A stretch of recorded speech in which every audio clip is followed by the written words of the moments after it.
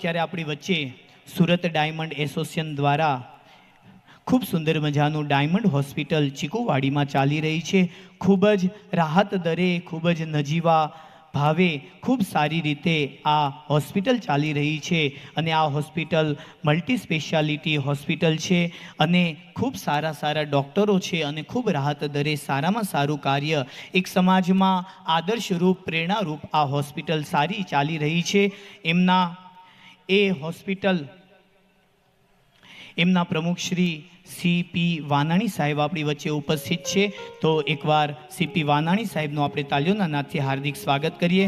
હું પ્રમુખ શ્રી પી વાનાણી સાહેબને મંચ ઉપર આહુત કરીશ। આવો સાહેબ મંચ ઉપર પધારો।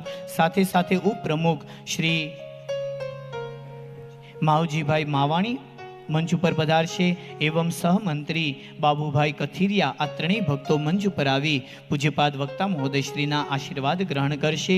એવી જ રીતે સુરત ડાયમંડ એસોસિએશનના પ્રમુખ શ્રી જગદીશભાઈ ખૂટ પણ આપણી વચ્ચે ઉપસ્થિત છે। પધારો જગદીશભાઈ મંચ ઉપર।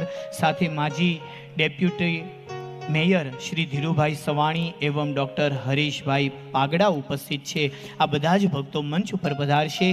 એકવાર આ આવેલા સારા સમાજ શ્રેષ્ઠીઓનું આપણે જોરદાર તાલીઓના નાદથી હાર્દિક સ્વાગત કરીએ।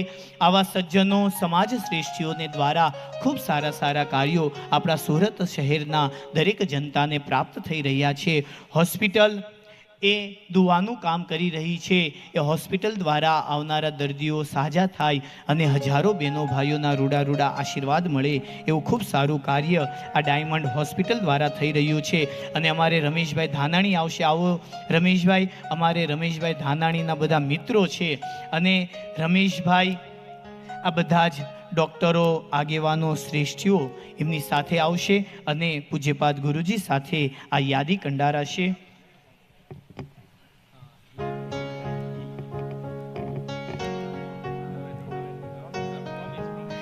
અમારે હિલભાઈ ડુંગરાણી પણ ઉપસ્થિત છે। તેઓ પણ મંચ ઉપર સત્વરે ઉતાવળે પગલે આવી જશે।